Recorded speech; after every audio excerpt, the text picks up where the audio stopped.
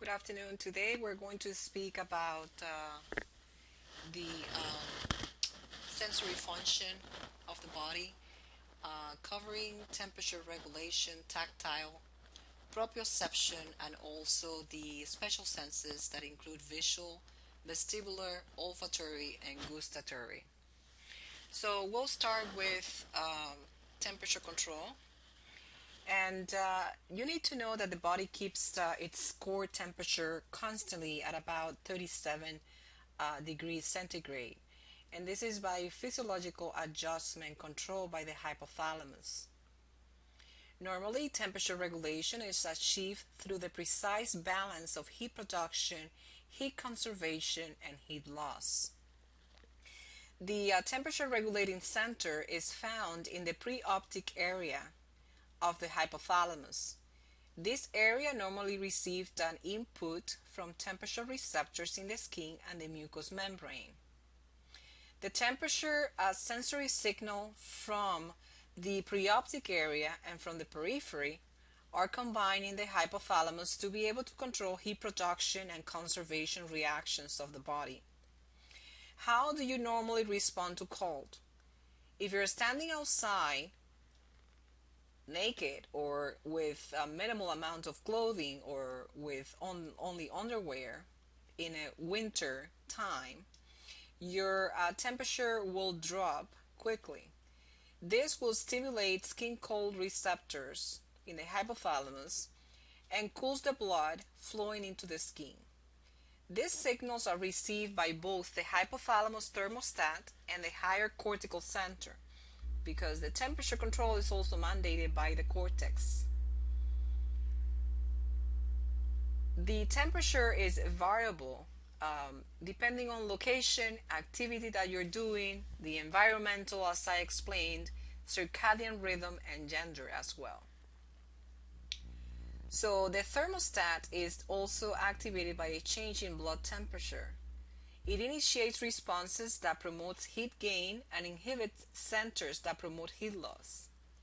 So the activation of the sympathetic center results in several responses. Neurotransmitters are activated for heat conservation or heat loss. Norepinephrine, for example, is released from the sympathetic fiber to constrict skin vessels. Brown fat, basically in infants and some animals, will produce oxidation and increases thermogenesis, which is the heat production. There's piloerection as well. Epinephrine secretion from the adrenomedulla increases thermogenesis. There's also activation of the shivering center in the hypothalamus, that this will activate the brainstem motor center to initiate involuntary muscle contraction, causing shivering, which generates heat. Cold also activates some compensatory behavioral responses, including voluntary physical activity. You will be rubbing your hands, you will be pacing, you will be sheltering next to a heat source, or go ahead to go into your closet and try to look for warm clothing.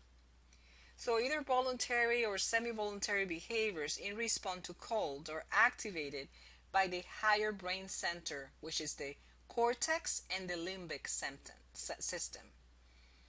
When the environmental temperature decreases gradually, for example, when it changes from the summer to the fall, the hypothalamus will also release thyrotropin releasing hormone, or TRH. This will activate the anterior pituitary gland to release thyroid-stimulating hormone, or TSH, and this TSH will induce the thyroid gland to liberate large amount of T3 and T4 into the blood. Thyroid hormone increases metabolic rate, which increases the amount of body heat production. And as the body gets warmer, the hypothalamus sensor detects the warm and diminish the heat production and heat loss prevention responses. So basically, the hypothalamus has the control of temperature. There is also chemoreceptors and thermoreceptors that mandate this response. I mentioned the sympathetic nervous response system, the chemical reactions that are produced by the metabolism, skeletal muscle contraction, thermogenesis, vasoconstriction, and voluntary mechanisms. Now, on the contrary, how do you respond to the heat? When the body is exposed to heat, for example, in sun, fire, or when you have too many clothing on, the body temperature rises. The skin is warm. The skin is warm. Receptors and blood convey these changes to the hypothalamus thermostat as well. So the thermostat inhibits the adrenergic activity of the sympathetic nervous system, which control vasoconstriction and metabolic rate. So instead of vasoconstriction like cold response, now the patients would have cutaneous vasodilation and decreased metabolic rate. This causes an increase in heat loss via the skin and decreases the heat production in the core. If the heat is sufficiently intense, instead of sympathetic fibers being stimulated, such as in the cold weather, now cholinergic fibers, which innervate sweat glands, release acetylcholine, stimulating sweat. Sweating is the most effective involuntary heat fighting response in a human. Behavioral responses to heat, such as lethargy, resting, or laying down with lips spread out, your lower extremities or arms spreading out, decreases the heat production and increases the heat loss. Wearing loose and light clothing, fanning, decreasing cold by drinking cold drinks or icy fluids also help with heat loss. So now, what are the mechanisms that are present for heat loss? For heat loss, basically, there's radiation, conduction, there is also convection, vasodilation, decreased muscle tone, evaporation, increased respirations, voluntary measurements, as I said before, and adaptation to warmer climates that I already explained. So let's start with radiation. Radiation basically is the heat loss through electromagnetic waves. So those are the waves that patients or the human body will try to release from surfaces with temperature higher than the surrounding air. So if your body has a temperature higher than the surrounding air, the heat loss will be happening by radiation. Conduction refers to heat loss by transferring this heat from your body to another surface that is cooler. So if you now lay down, for example, in a surgical table, which is very cold, you're going to be conducting or transferring your heat to a surface area that is cooler than your body. So transferring of heat from your body to a surface area that is cooler. Convection is the transferring of heat through current gases or liquid. This is best explained when Hispanic or Latin American patients are immersed in icy or cold water, or when patients with fever have to take a shower with cold water. It's basically done by convection. So it's the transferring of heat of gases or liquids, so the body would get cooler. Vasodilation was explained already, is basically the parasympathetic system by cholinergics. that basically what it does is diverting the core warm blood to the surface of the body. Muscle tone could be decreased to be able to decrease heat production.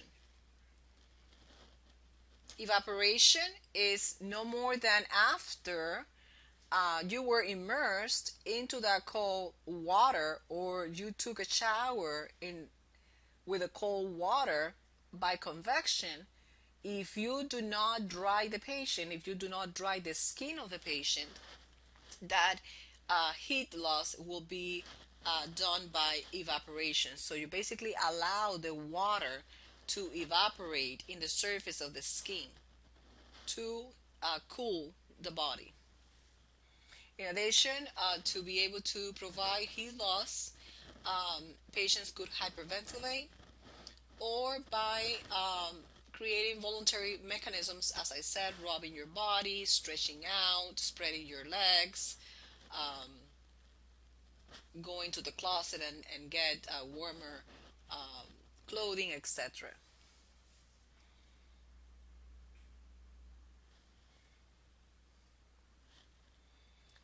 Now, what are the different conditions related to elderly and pediatric population?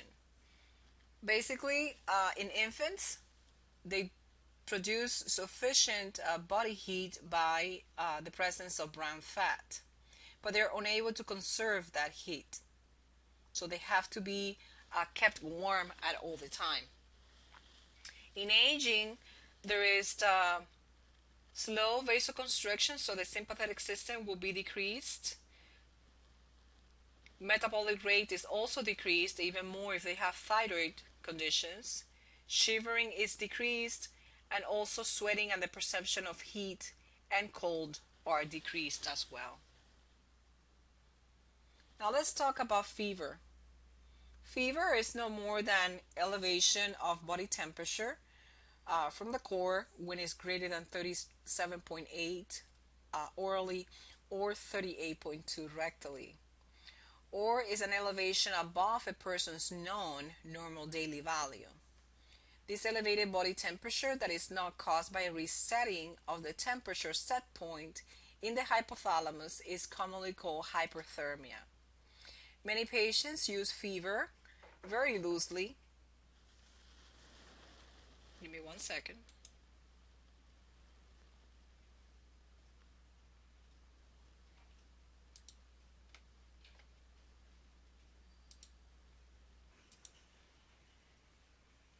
I'm sorry. So I was saying fever, uh, many patients basically interpret fever, or call themselves that they have fever, uh, just because they touch their skin and they feel too warm, or when they're sweaty, but sometimes they don't have actual temperature increased. So it's very important for you to ask the patient, have you taken your temperature?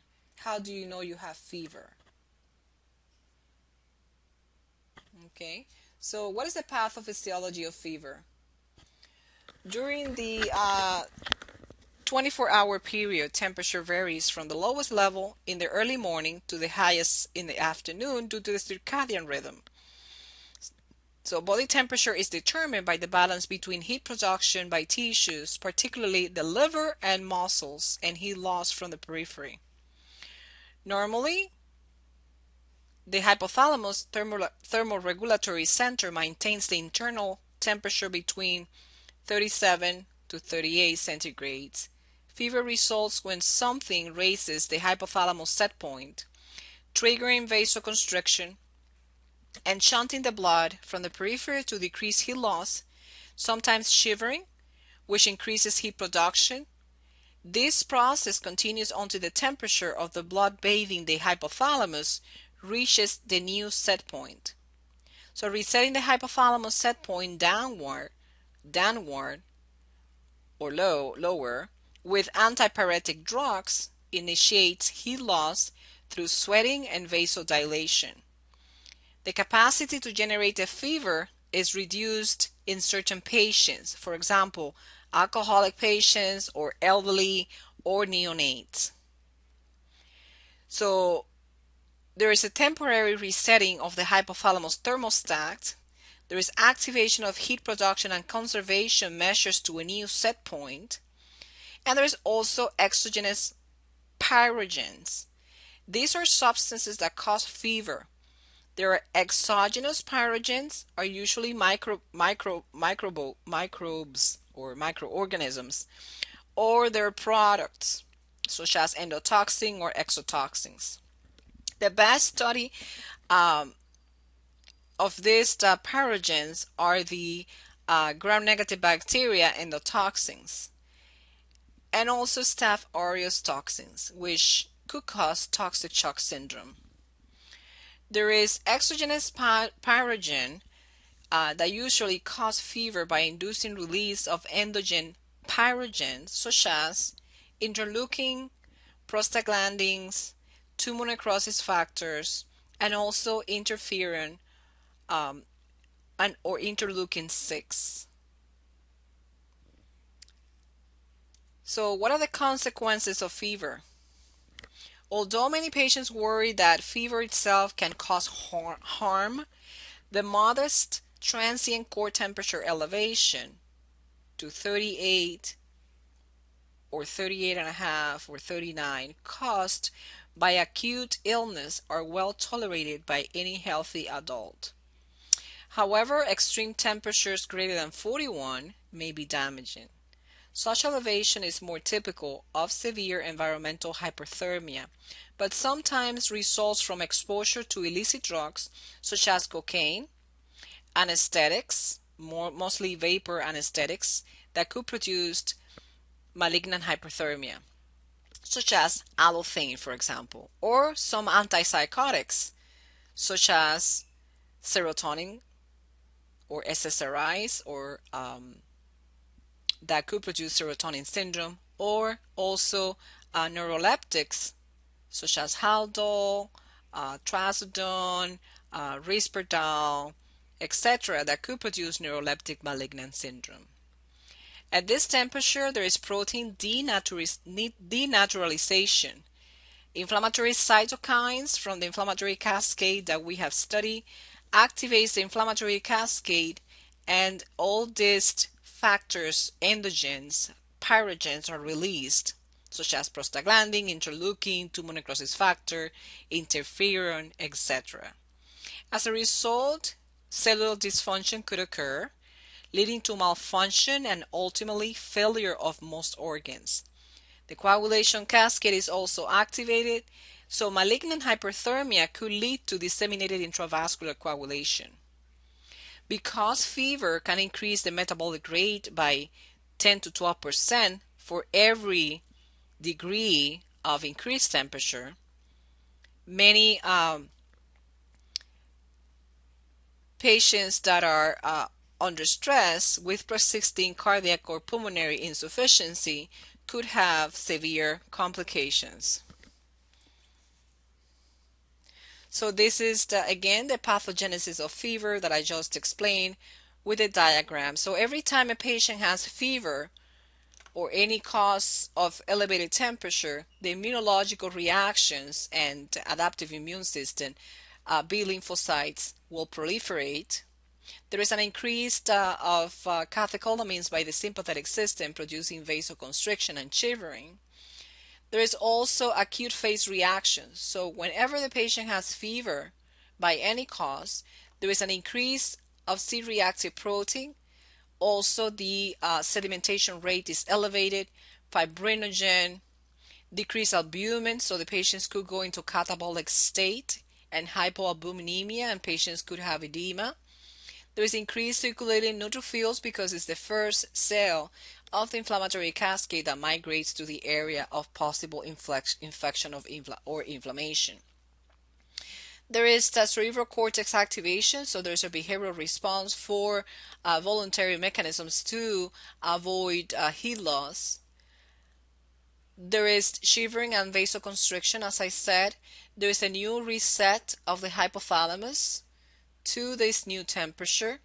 There is release of systemic antipyretics and endogens and exogens from toxins, such as the one I explained already, the prostaglandin and interleukin and tumor necrosis factors.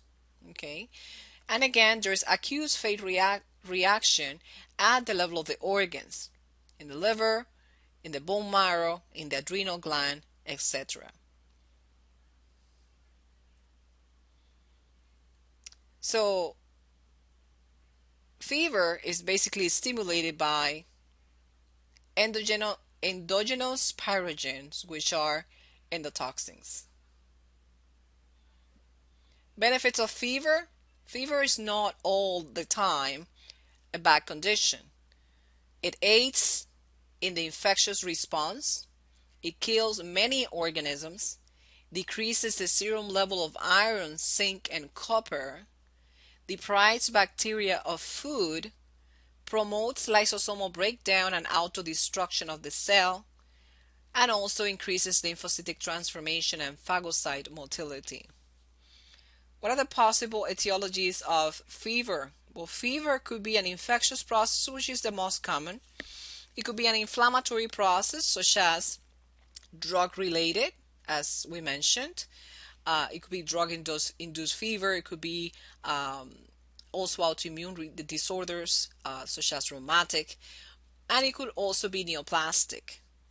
Infectious causes of fever could be from the upper or lower respiratory tract. It could be GI, UTIs, skin infections. How do you evaluate fever? So basically, you do a history of the present illness.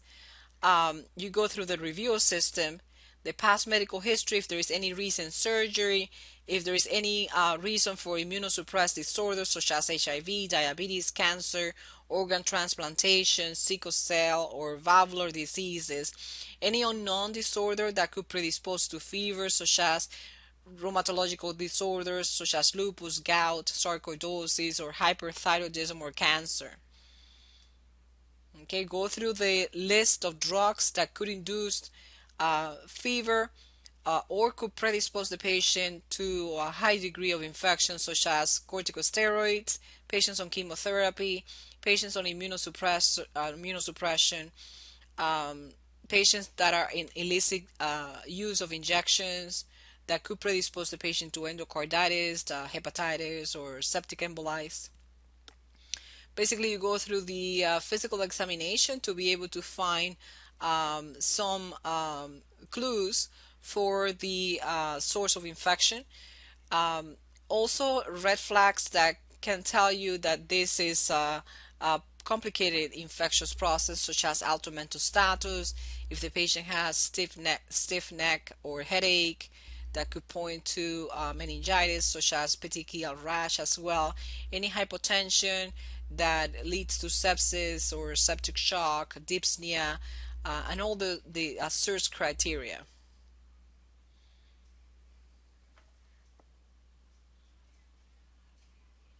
So, what are the possibilities of fever response?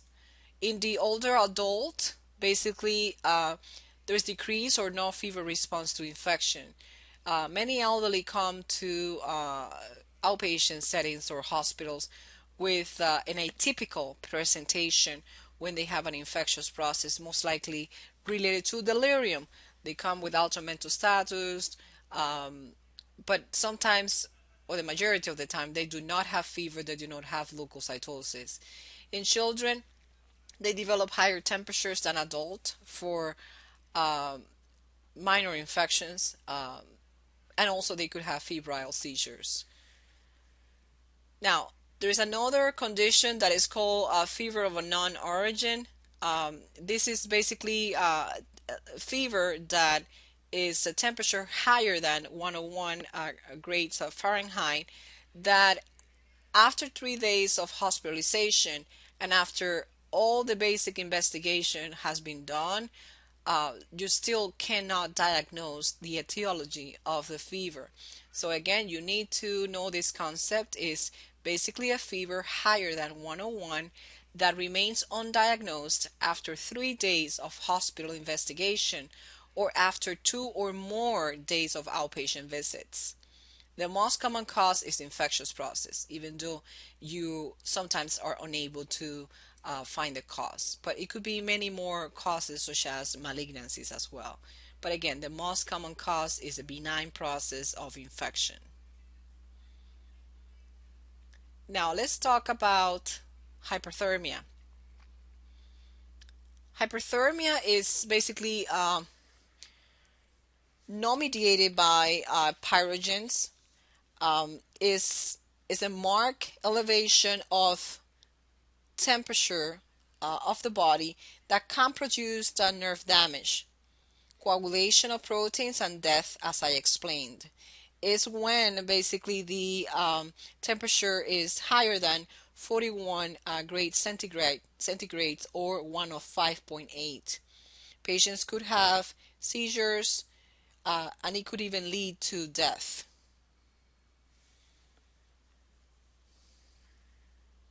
There's a therapeutic hyperthermia and an accidental hyperthermia. Basically, the therapeutic hyperthermia is a medically induced hyperthermia that is used to destroy tumor cells or microorganisms. The accidental hyperthermia is when the patients are exposed to heat cramps, heat exhaustions, heat stroke, or malignant hyperthermia. So let's talk about these conditions of accidental hyperthermia. In heat cramps, for example, although exertion may induce to cramp during cold weather, such cramps are not heat related and probably reflect lack of fitness.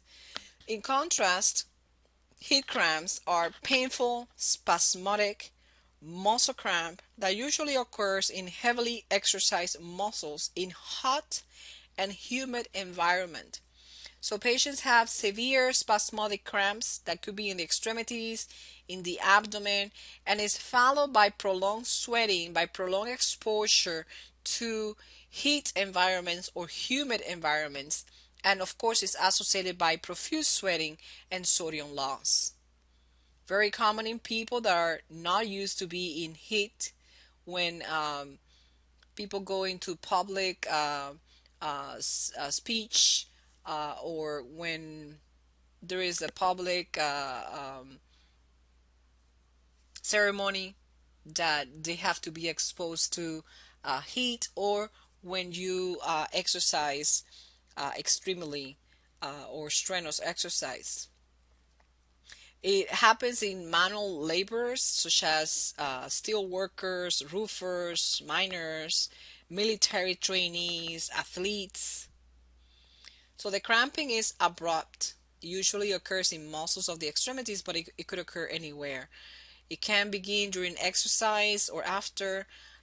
There's severe pain and carpal pedal spasm that may incapacitate the hands and the feet. Temperature is normal and other findings are unremarkable, but the cramp usually lasts minutes to hours. The diagnosis is basically by history and clinical evaluation. Um, but the temperature could be elevated. Patients could have fever. The most common is normal, but the patients could have fever, rapid pulse, increased blood pressure, and of course accompanied by the cramps.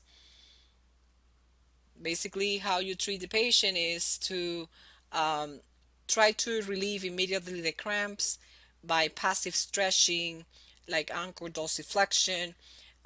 Put the patient to rest in a cool environment. You have to hydrate the patient with fluids and electrolytes. Um, Basically, you could give commercial sport drinks that rapidly dilute salt solutions, um, or you could admit the patient and give them IV. Heat exhaustion, on the contrary,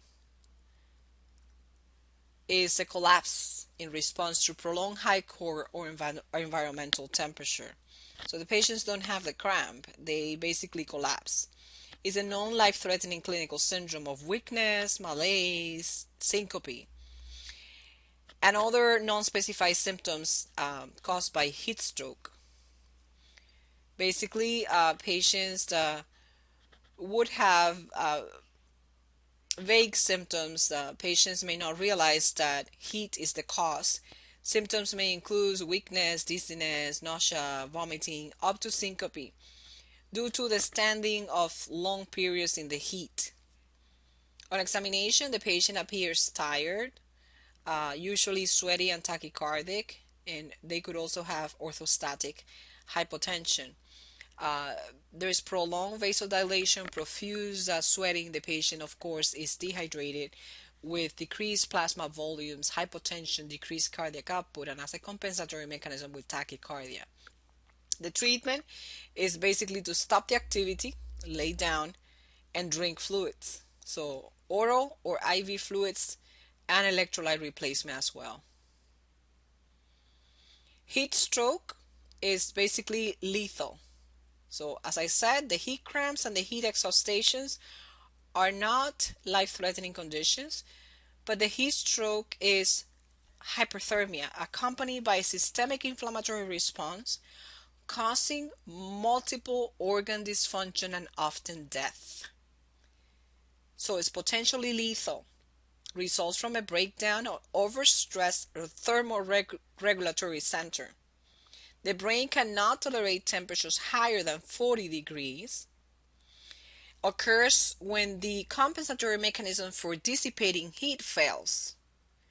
So the core temperature increases substantially, inflammatory cytokines are activated, and multiple organ dysfunction could develop. Endotoxins from the GI flora may also play a role. Organ dysfunction may occur in the CNS, in the skeletal muscle with rhabdomyolysis, liver, kidney. Patients could go into ARDS.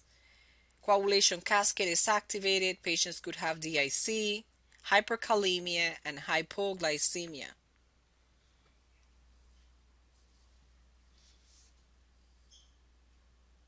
So the clinical signs and symptoms related to the organ that is in dysfunction, if it's CNS dysfunction, ranging from confusion, bizarre behavior to delirium, seizures, and even coma. Patients could have ataxia as an early manifestation, tachycardia, sweating, temperature greater than 40 degrees, cerebral edema. So basically, you have to remove the patient from the warm environment if possible and apply cooling blankets. So aggressive cooling and aggressive supportive care. Basically, what you do is you could do a cold water immersion or by evaporation cooling the patient. Cold water immersion results in the lowest morbidity and mortality rate and is the treatment of choice. Children are more susceptible for heat stroke because they have a greater surface area to mass ratio and their sweating capacity is less than in adults. Now let's talk about malignant hyperthermia, which is another life-threatening condition. In malignant hyperthermia, there's elevation of body temperature usually results from a hypermetabolic response to concurrent use of a depolarization muscle relaxant and a potent volatile inhalation anesthetic. So basically what happens is that patients that are susceptibly, congenitally, they're susceptible when they're exposed to these precipitating mechanisms or volatile anesthetics or any neuromuscular blocking agent, there is potentiation of calcium exit from the sarcoplasmic reticulum of skeletal muscles in susceptible patients. So as a result, calcium-induced biochemical reactions are accelerated, causing severe muscle contraction and elevation of the metabolic rate, resulting in metabolic acidosis and also in respiratory acidosis. So in response to this mixed acidosis, patients breathing spontaneously developed tachypnea, Patients will be in Kussmaul respiration to be able to partially compensate. So there's also sustained muscle contraction, and the patients could go into rhabdomyolysis. There is an increased oxygen consumption, lactic acid production, and the patients could go into cardiac arrhythmias and hypotension. Hyperkalemia, respiratory and metabolic acidosis, hypocalcemia, rhabdomyolysis, and even myoglobinemia may occur, and may give also coagulation abnormalities such as DIC. The treatment is basically by removing the offending agent, and basically you could give dantrolene, so rapid cooling, and also giving dantrolene, which basically is saturated on heart rate, and basically is to reverse the damage of the sarcomera. Very high mortality. Some patients may not respond to even early and aggressive therapy. You could also give benzodiazepines to control agitation that the patients could have. Now let's talk about hypothermia. Hypothermia is the core body temperature less than 35 or 95. Symptoms progress from shivering and lethargy to confusion, coma, and death. There is a therapeutic hypothermia and an accidental hypothermia. So what happens to the body? The hypothermia itself slows all physiological functions, including cardiovascular and respiratory system, as well as mental acuity, nerve conduction, and neuromuscular reaction, as well as metabolic rate. So there are many functions of the body that could be impeded. Hypothermia produces vasoconstriction, alterations of the microcirculation, up to ischemia.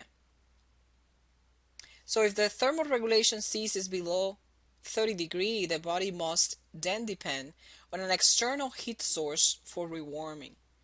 And how do you do that? Renal cell dysfunction and decreased level of vasopressin leads to production of larger volume of diluted urine. Diuresis plus fluid leakage into the interstitium caused by this alteration of the microcirculation and ischemia will produce vasoconstriction that may mask the hypovolemic process. Patients would go into sudden shock and cardiac arrest if they're not rewarmed properly.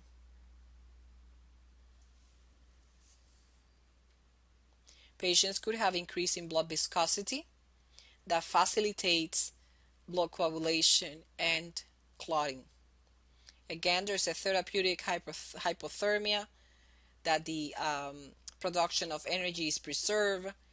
It is used to basically slow the metabolism and preserve ischemic tissue during surgery. It could be related to the brain, it could be related to the heart, or any limb reimplantation. An accidental hypothermia that we just explained. So before trauma related, how do you treat the hypothermia? Basically drying and insulation. You give fluid resuscitation, and you actively rewarm the patient. So the trauma-induced temperature, patients could have alterations of temperature due to a CNS trauma. Patients could have hyperthermia due to a stroke or intracranial bleed. Sometimes the temperature is greater than 102.2 or 39 degrees. This is called neurogenic fever. Patients now, instead of having tachycardia, they would have bradycardia, because remember, most likely the parasympathetic system is the one that prevails when there is brain injury. There is accidental injuries, which is inversely related to the severity of the injury. Mild accidental injuries could produce slight elevation of core temperature. Moderate to severe could result in peripheral vasoconstriction, and the core temperature is thought to be inversely related to the severity, as I said. Patients could have changes in level of temperatures due to hemorrhagic shock, basically by vasoconstriction and hypoxia. Major surgeries could induce alterations in temperature as well, and also patients that are going through a thermal burn.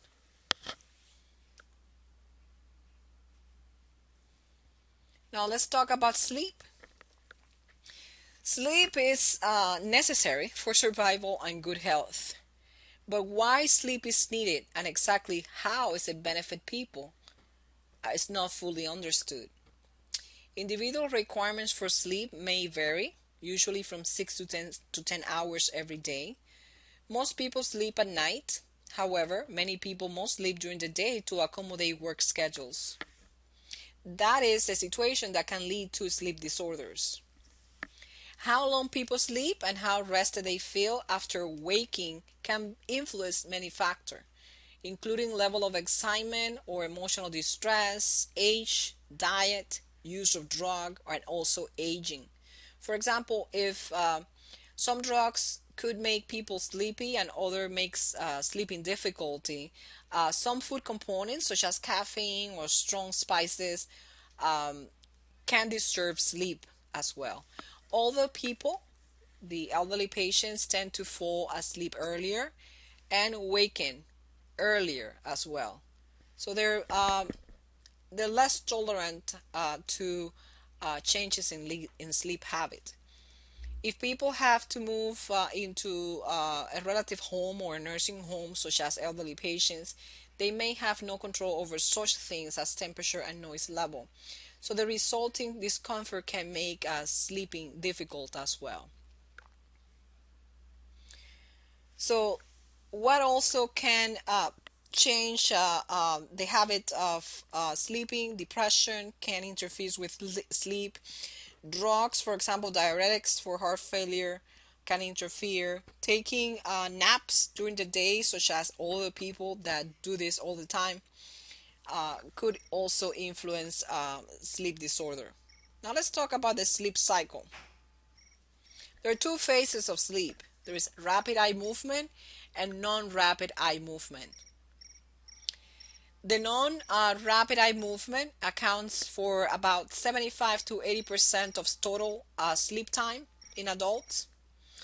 Sleep progresses from stage 1, which is the lightest level, when the sleeper can be awakened easily, to stage 3, which is the deepest level, when the sleeper can be awakened with great difficulty.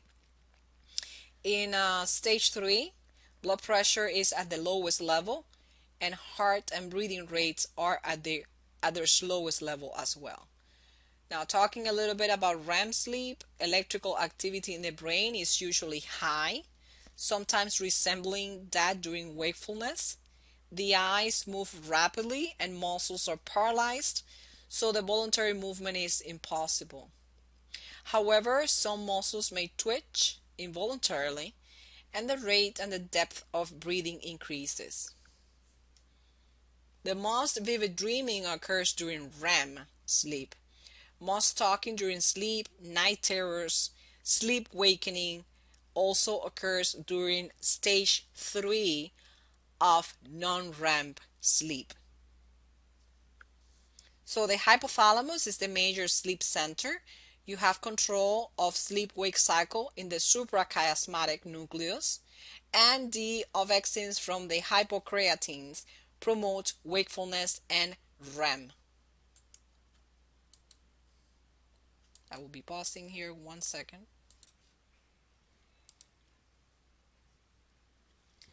So this is exactly what I just explained right now um, of the sleep cycles.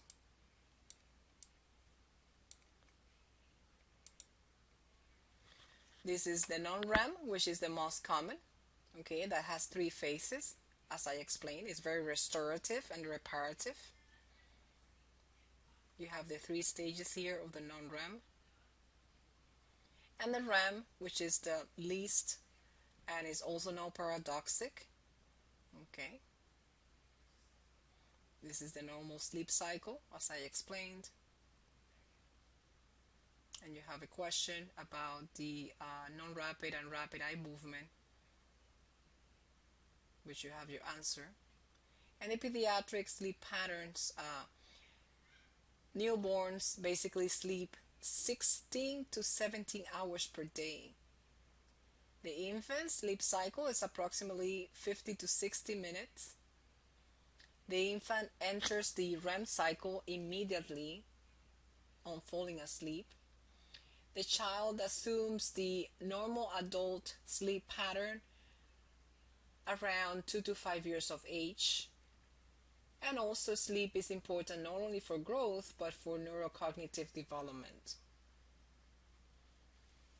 Changes of aging and sleep I already explained. Basically, the circadian rhythm changes extremely in elderly population, and it's also due not also because of changes of living habits or placement, but also because of medications. Now, the sleep disorders could be dysopnias, parasomnias, and also we're going to discuss about sleep apnea syndrome. So sleep disorders basically is disturbances in the ability to fall asleep, or stay awake, or the unusual behavior during sleep, such as sleepwalking. Dysomnias basically is intrinsic and extrinsic disorders of the circadian rhythm. Parasomnias is unusual behaviors that occur just before falling asleep or during sleep or when waking up. For example, if the patients have night terrors or nightmares or sleepwalking, those are parasomnias. There are sleep disorders associated with mental, neurological, or medical disorders. Dysomnias basically is the difficulty in initiating or maintaining sleep or excessive sleepiness, such as patients that have difficult to fall or stay asleep are insomnias. Patients that have obstructive sleep apnea syndrome, which basically is episodes of partial or complete closure of the upper airway that occurs during sleep and leads to breathing cessation. Patients most of the time have sleep apnea when there is a period of apnea more than 10 seconds. Symptoms basically include restlessness, snoring, recurrent awakening, morning headache, and excessive daytime sleepiness. These patients will have, could be central sleep apnea, but the most common is obstructive, related to the upper airway obstruction and reduced blood oxygenation, leading to hypercapnia. In addition, patients could have restless leg syndrome, which is basically unpleasant sensations of prickling or neurological disturbance in the feet. Patients feel crawling while at rest.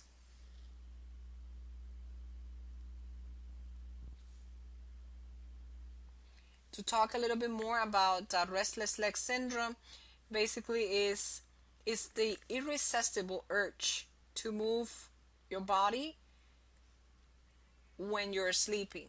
Patients could have sensation of buzzing or scratching or tickling or crawling in the legs, that they have to constantly move their feet while they're sleeping. Dysopnias are alterations of the circadian rhythm Uh, there's difficulty in initiating or maintaining sleep or excessive sleepiness, such as patients that have hypersomnia, which is one of the symptoms related to obstructive sleep apnea syndrome, which is excessive daytime sleepiness.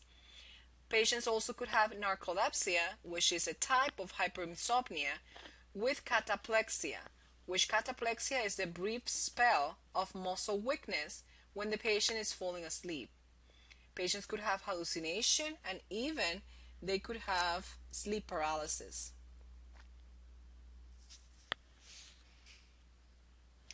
Parasomnia, as I already explained, which are basically behaviors related to sleep disorders such as sleepwalking or sleep talking or nightmares, and could be related to familiar conditions.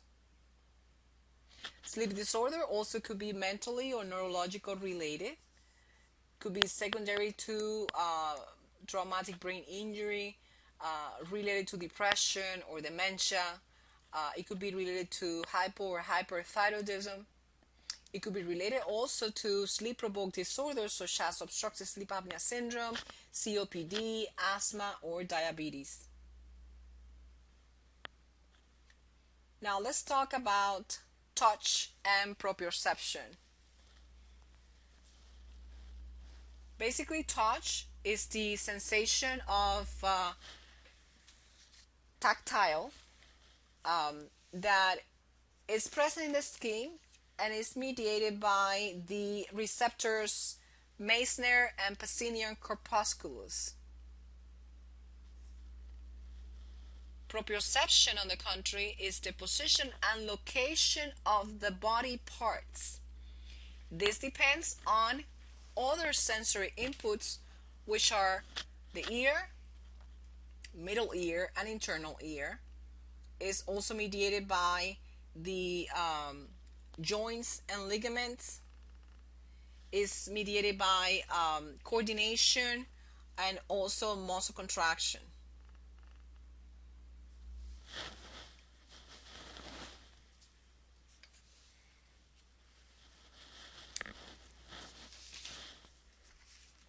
Now let's talk about the types of proprioception dysfunction.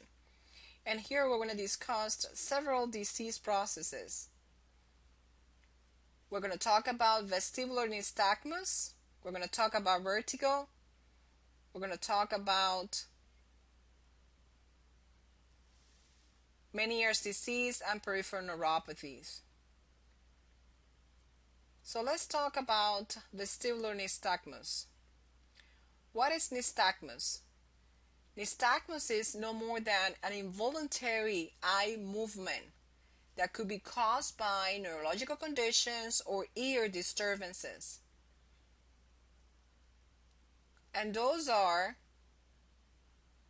related to semicircular canal dysfunction.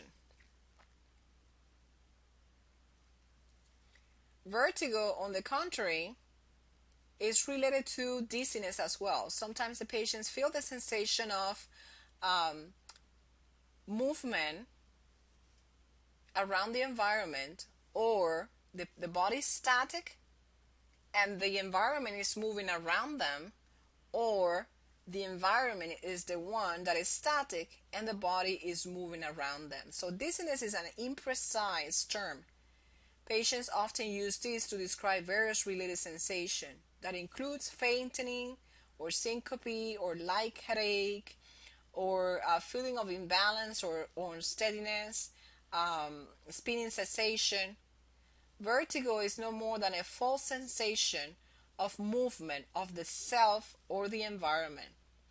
Usually is perceived with a rotatory or spinning or wheeling sensation, but some patients simply feel pulled to one side. Vertigo is not a diagnosis, it's basically a description of a sensation. Meniere's disease, well, before that, again, I talked a little bit about the pathophysiology. The vestibular system is the main neurological system that is involved in balance. So the vestibular apparatus of the inner ear and also the vestibulocochlear cranial nerve, which is the eighth, conduct signals from the vestibular apparatus to the CNS to maintain balance. You have three semicircular canals, and you have two otolith organs, which are the saccule and the utricle. Those basically mandate motion. Basically, the endolymph flows through the semicircular canal to orient you in plane of motion. Now, Meniere's disease, on the contrary, is an idiopathic episode of vestibular disorder. Meniere's disease is an inner ear disorder that causes vertigo. It's a fluctuating sensory neural hearing loss and tinnitus. So these patients have a triad of vertigo, hearing loss, and ringing of the ears, which is tinnitus. There's no reliable diagnostic test for this. Patients feel vertigo, nausea. There's pressure and volume changes in the labyrinth, endolymph, and the etiology of the endolymphatic fluid builds up. The risk factors could be familial. Meniere disease could be a pre-existing autoimmune or allergic disorder, could be also traumas to the head. And the treatment is giving antiemetics, antihistamines, and also diuretics and low salt diet as well. Now let's talk about the eye. And for the eye, we are going to discuss blepharitis. We're going to talk about ordeolum. We're going to talk about chalazion and entropion. So what is blepharitis? Blepharitis is an inflammation of the eyelids that may be acute or chronic. The majority of the symptoms include itching and burning of the eyelids with redness and edema. Ordeolum, on the contrary, is the stye, which is no more than an infection and enlargement of the sebaceous gland. So the stye is basically an staphylococci infection, and the chalazion is non-infectious. The chalazion is no more than a lipogranuloma of the Meibomian gland. Entropion is no more than the malposition of the lids turned inward, very common in elderly population. And the major consequence of entropion is corneal ebriation. Now, conjunctivitis is basically an inflammation and infection of the conjunctiva. But there's actually many types. You have viral conjunctivitis, there's allergic conjunctivitis that there's no infectious process involved. There is also bacterial conjunctivitis, chronic conjunctivitis, and also trachoma, which is chlamydial conjunctivitis. So the difference between bacterial and viral conjunctivitis is that secretions. For bacterial conjunctivitis, there's mucopurulent drainage of one or both eyes. There's also injection or redness of the conjunctiva. For viral conjunctivitis, the main difference is the drainage. The drainage is more mucoid, is white, is non-mucopurulent. The allergic conjunctivitis,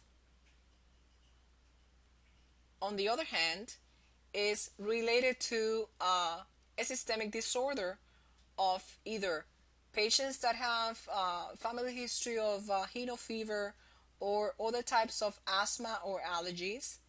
The conjunctivitis mostly present bilateral and symmetric because this is a systemic condition.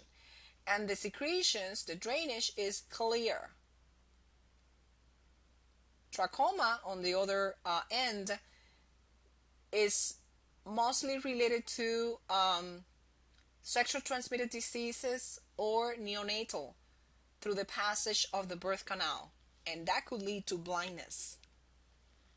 Keratitis is an inflammation of the cornea that could also be related to the to a bacterial infection.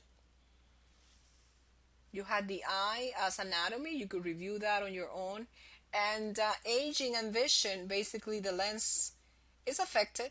You know that patients could have cataracts, they could have glaucomas, the patients could have diabetes retinopathy, because there are many diseases, chronic diseases, that are related to the retina and the cornea as well. We discussed some of these conditions. Now let's talk about estrabism.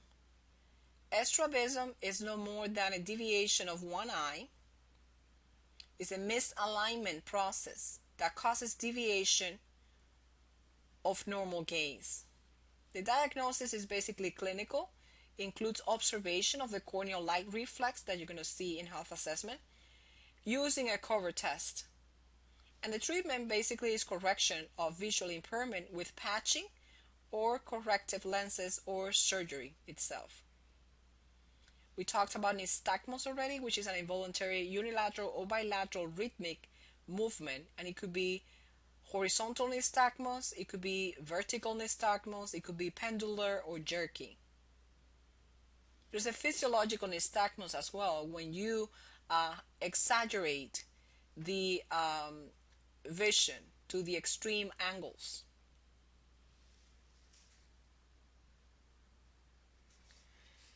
Now let's talk about other disorders of visual acuity, which is the impairment ability to see objects in sharp details. There is a possibility of myopia, amblyopia, hyperopia, which amblyopia is related to reduction or dimness of vision for unknown reasons. Patients could see scotomas, which is no more than a blindness of the central field vision. Patients, basically what they see is a blind spot. Cataract is cloudiness or opaque of the lens, the cornea, that leads to visual loss if is in a high degree. Patients could also have retinal detachment, glaucoma, and also age-related macular degeneration. In glaucoma, there's the pathophysiology basically is elevation of intraocular pressures of 12 to 20 millimeters of mercury. If you remember the anatomy of the eye, you have the choroid plexus that produces the aqueous humor that has to be drained by the canal of Schlemm when there is any impairment to the absorption of this aqueous humor. Glaucoma develops. Retinal detachment is no more than retinal breaks that occur. It could be related to infectious diseases, it could be related to age, it could be related to chronic diseases as well, it could be related to trauma. Age-related macular degeneration is no more than wasting product, such as drusen, that accumulates in the retina.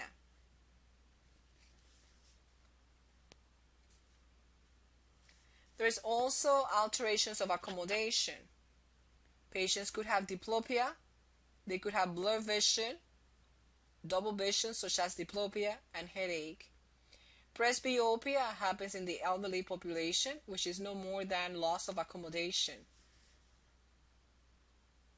You have another question here. You have the answer in your PowerPoints. Now, the myopia is no more than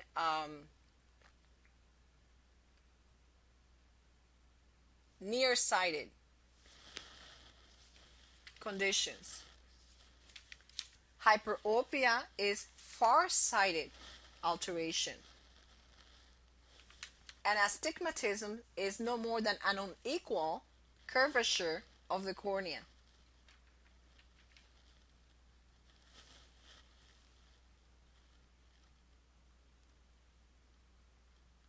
So if you look at this length, this is the normal projection of the light into the retina.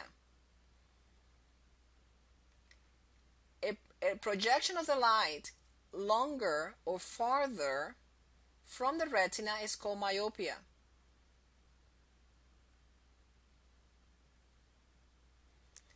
There is also problems with color blindness,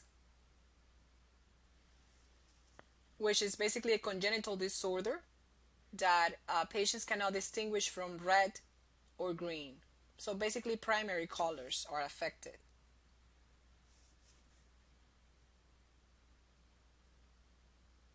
Other neurological disorders are basically hemianopsia, which is the defective vision in one half of a visual field.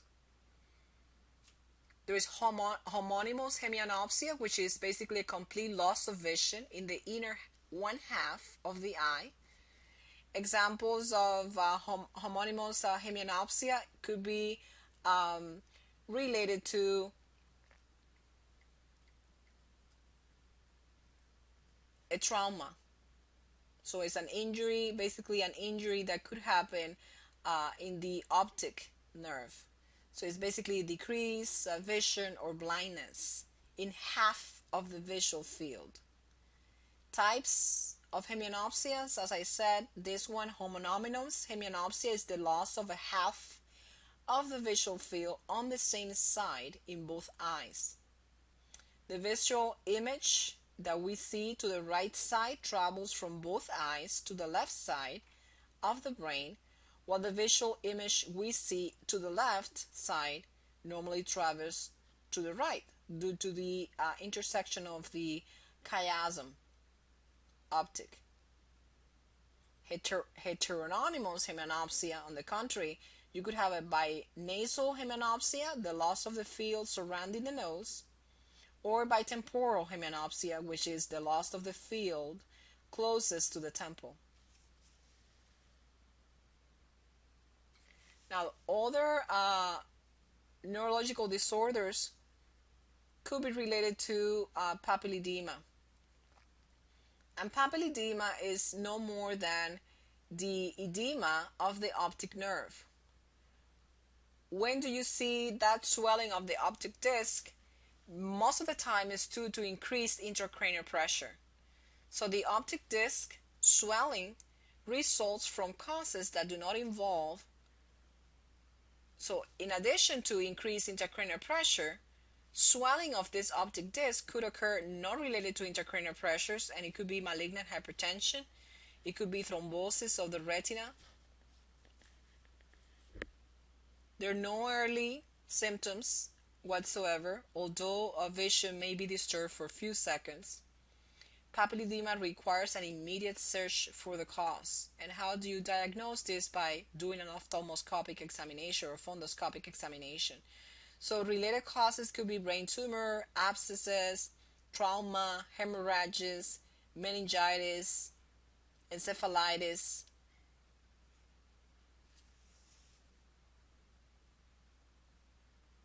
Now, retinoblastoma is basically a rare congenital eye tumor in young children that when you are going to assess for the eye red reflex is not present. It could produce also a pathological strabism due to the tumor compression in the extraocular muscles. You could treat this. This is a cancer. This is a tumor.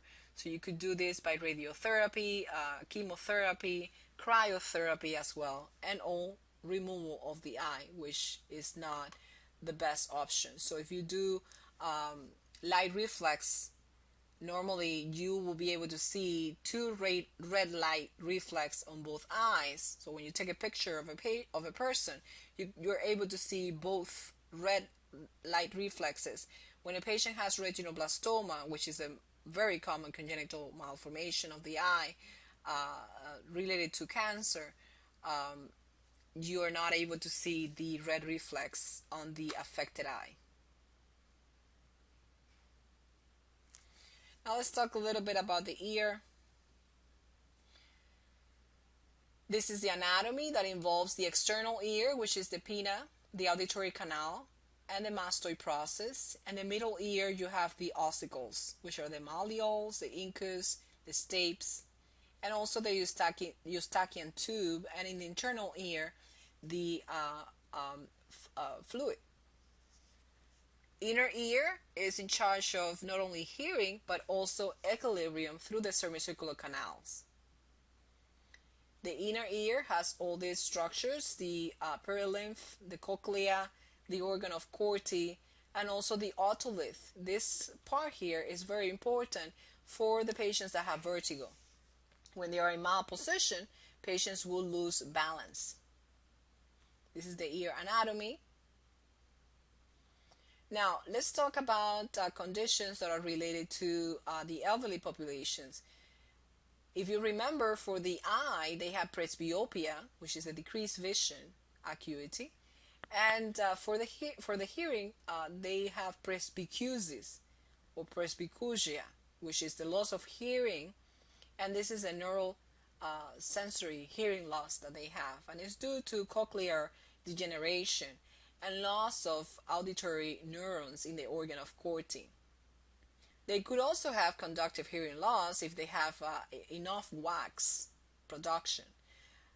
But the sensory neural is the one that is most common due to decreased vascularity of the cochlea and also loss of cortical auditory neurons. Now let's talk about infections of the ear.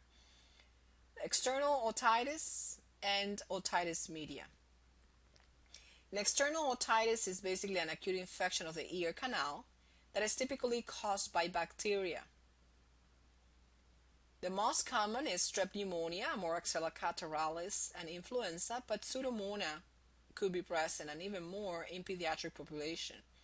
The symptoms include pain, discharge, and hearing loss if the ear canal has swelling. Manipulations of the auricle or the earlobe causes pain. Diagnosis is basically by inspection, and the treatment is with topical drugs, antibiotics, corticosteroids, or a combination. On the contrary, otitis media is an infection of the middle ear, and there is an acute and chronic otitis media. It's caused by either bacterial or viral infection of the middle ear, and usually is accompanied by upper respiratory infections. Patients have, as different as otitis externa, in otitis media, patients have systemic manifestations. They could have fever, they could have nausea, they could have vomiting, they could have diarrhea, they could have chills. Diagnosis is based on otoscopic examination, and the treatment is by systemic, not topical, systemic antibiotics and also analgesia. Now, auditory dysfunctions. We have to talk about hearing loss, which it could be conductive versus sensory neural hearing loss. Nearly 10% of people in this country have some degree of hearing loss. 2 to 3 times as many are born with lesser hearing loss. Adolescents are at high risk from excessive exposure to noise, and also due to head trauma, due to high contact sports. And the adult, as I said, due to the presbycusis. Hearing deficit in the early childhood can result in life impairment in receptive and expressive language skill. Pathophysiology is related to the types of auditory dysfunction, which could be conductive, occurs secondary to lesions in the external auditory canal or the tympanic membrane. If you think about from the earlobe to the inside, the conductive hearing loss is related to middle ear, that includes the ossicles, includes the tympanic membrane, includes the external ear canal, and includes the hearing lobe. So any disorder that could compromise those anatomic structures are related to conductive hearing loss. For example, external ilex dysfunction or infectious or trauma, ear canal being obstructive, most commonly by wax or foreign body, rupture of the tympanic membrane, or any malformation or alteration of the ossicles. Sensorineural hearing loss, on the contrary, is caused by lesions in the inner ear, most of the time by damage of the eighth cranial nerve. The distinction is very important because sensory hearing loss is sometimes reversible and is seldom life-threatening. A neural hearing loss is rarely recoverable and may be due to a potential life-threatening brain tumor, commonly could be a cerebropontine tumor. So what I was saying is that if you catch it on time, many disorders could be reversible. Now, if you have a tumor or other rare conditions, is not recoverable. You also could have mixed disorders as well. But the sensory neural hearing loss is basically patients that have traumatic brain injury or tumors or any problems with the cochlea and the lymph present. Now, presbycusis, as I said, which is the age-related hearing loss, is also a sensory neural hearing loss. Tinnitus is related to ringing of the ear, and tinnitus could be due to metabolic, drugs related, such as aspirin toxicity, for example, and also chronic disorders. Now, olfactory is mediated by cranial nerve number 1 and cranial nerve number 5. And it does have a very strong relationship with smell as well. These are the olfactory stimulants. You could basically give the patient any of these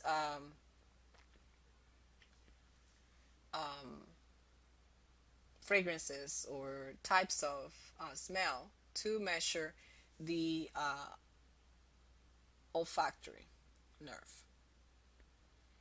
Now let's talk about disorders that are related to olfactory. And these are hyposmia, anosmia, olfactory hallucination, and parosmia. Hypopsia is decreased, so it's an impaired sense of smell, but it's decreased, it's not complete loss, such as anosmia. Parosmia is alteration, so basically instead of smelling flowers, you smell peppermint, or you smell something nasty when there is a pleasure fragrance. That's parosmia. Patients could have hyperactivity of the cortical neurons that involve the smelling sensation, and patients smell fragrances or others that are not really present, and those are olfactory hallucinations. Taste, on the contrary, is related to cranial nerve number 7 and number 9, and also local or peripheral nerves located in the tongue, the soft palate, the uvulus, and the upper esophagus. You basically give a patient a certain taste, sour or sweet or salty or bitter, to be able to taste this. Now, alterations in taste is called either hypo or decreased taste sensation, agousia, which is absence of taste, and paragousia, which is no more than perversion or change of taste. Olfactory and taste disorder is also related to age and pediatric population. So in olfactory, there's decline in odor sensitivity. There's also loss of sensory neurons, diminished appetite, leading to malnutrition. And in taste, there's higher concentration of flavor that is required for the patients to feel better taste.